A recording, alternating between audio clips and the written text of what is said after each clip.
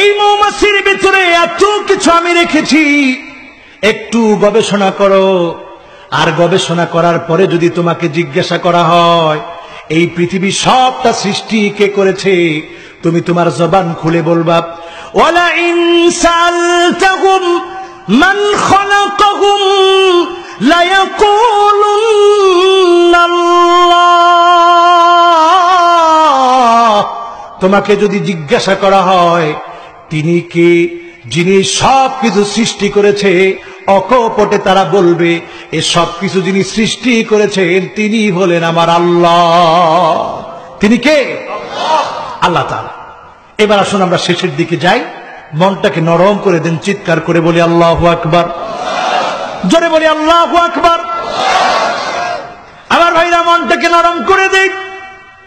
আল্লাহ রাব্বুল আলামিন ৬৬ থেকে শুরু করে এই পর্যন্ত আয়াত নাজিল করে বোঝাচ্ছেন, গোলাম কত যত্ন করে তোকে বানালাম, তুই তোর মায়ের গর্ভে 10 মাস 10 দিন ছিলি, তোর মা কত চিন্তায় রাত কাটাতো, সন্তানটা না জানি কেমন, সেখানে আমি তোর মার গর্ভের ভিতরে তোকে ভালো রেখেছি, দুনিয়ার মুখ তোকে আমি দেখিয়েছি।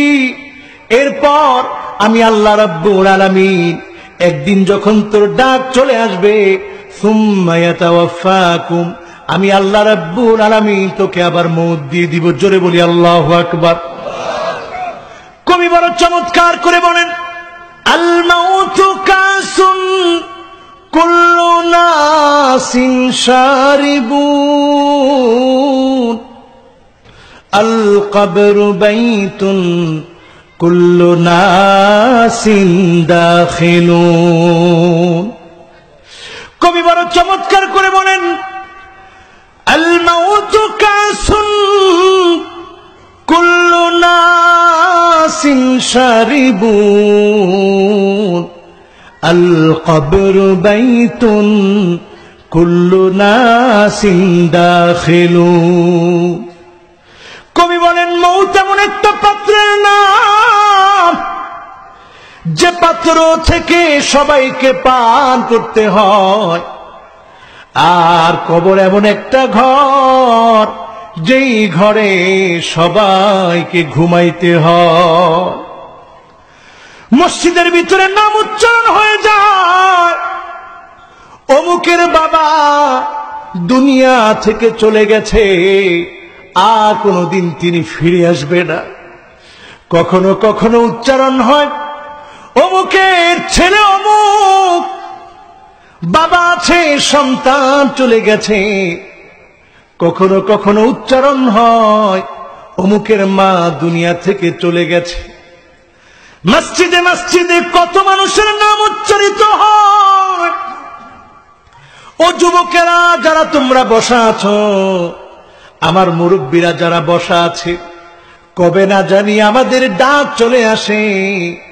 ডাক যখন চলে আসবে, আল্লাহ পাক জানায় দিচ্ছেন, আইনামা তাকুনু ইউদরিকুমুল মাউত ওয়ালাউ কুনতুম ফি বুরুজিন মুশাইয়াদা। একদিন তোমার ডাক চলে আসবে, যেদিন ডাক চলে আসবে কোন পাথর খণ্ড তোমাকে আটকায় রাখতে পারবে না। পাহাড়ের ভিতরে যদি অবস্থান করো তারপরেও বাঁচতে পারবে না। কাজ দিয়ে যদি আটকায় রাখা হয় তারপরেও তুমি বাঁচবা না।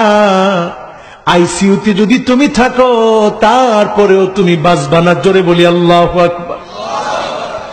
তোমাকে যখন কবরে রাখা হবে, আল্লাহর নবী বলেন, হাত্তা ইয়াসমা সিমানি আলাইহি, কবরে রাখার পরে তোমাকে রেখে যখন আত্মীয় স্বজন চলে আসবে, তুমি আত্মীয় স্বজনের পায়ের আওয়াজ শুনবা, কিন্তু তুমি আসতে পারবা না। তুমি পাকড়াও হয়ে গেল, মাওলার পাকড়াও, এমন পাকড়াও তুমি হয়ে গেলা, আর কোনদিন ফিরে আসতে পারবা না। এমন সময় সবার আসবে, কার আগে কার পরে কেউ আমরা জানি না। নবী বলেন সাল্লু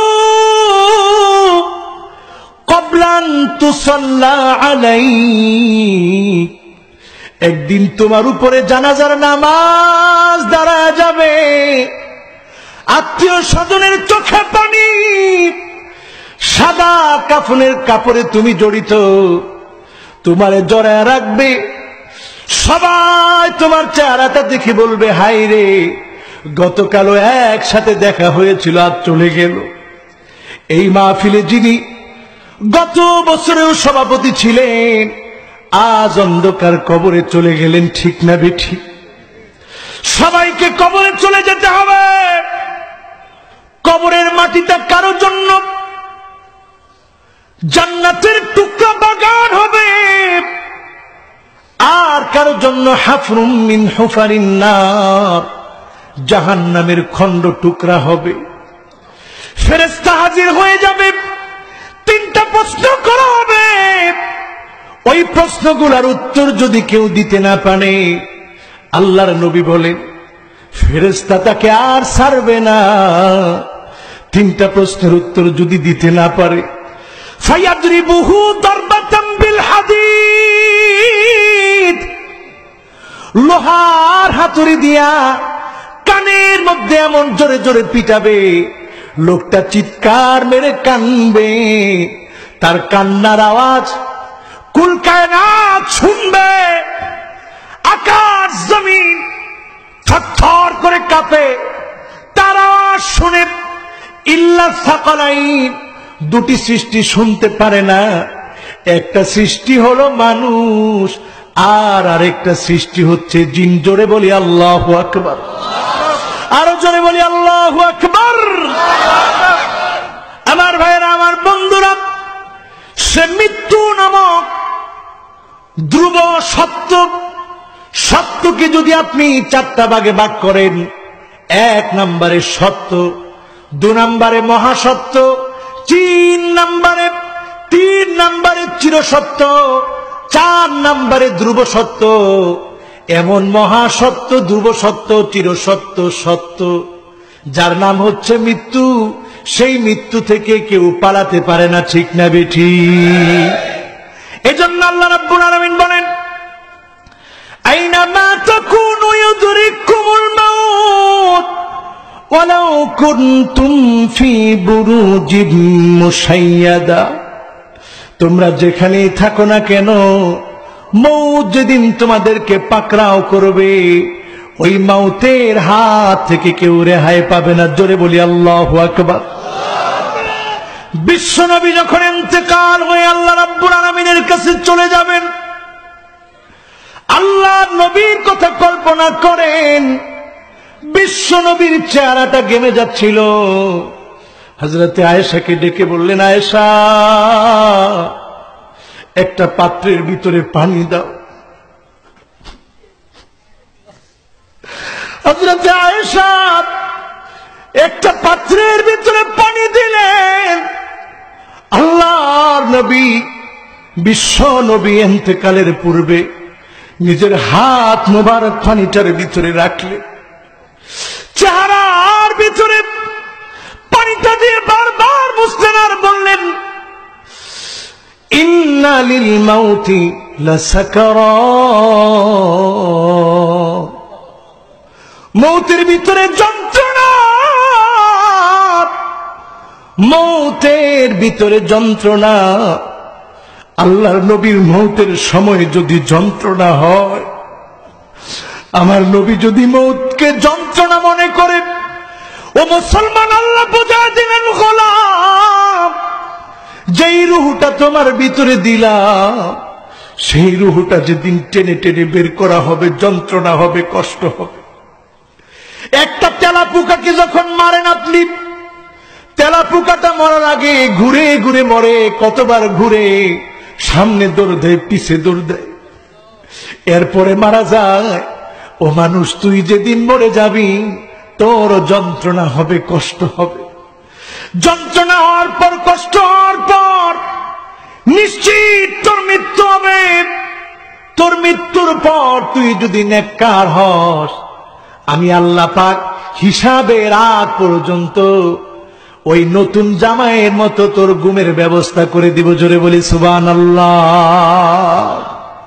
আমার ভাইরা, বাবাজিরা, এই সবটুকুন আয়াত তাফসীর করার পরে আল্লাহ পাক আয়াত থেকে যেটা গোলামদেরকে বুঝাতে চাইলেন, গোলাম তোর তো একদিন মৌত হবে, তুই তো মানুষ, তোর মৃত্যু হবে, তুই একদিন দুনিয়া থেকে চলে যাবি, তোর আরজালিল উমুর আসবে, জীবনের বার্ধক্য আসবে, তুই কত বড় নেতা ছিলি, তোর কত বড় দাপট ছিল, সব তুই ভুলে যাবি, তোর পায়খানা হয়ে যাবে, তোর মনে থাকবে না, তোর পেশাব হয়ে যাবে, তোর মনে থাকবে না। জোরে বলে আল্লাহু আকবার।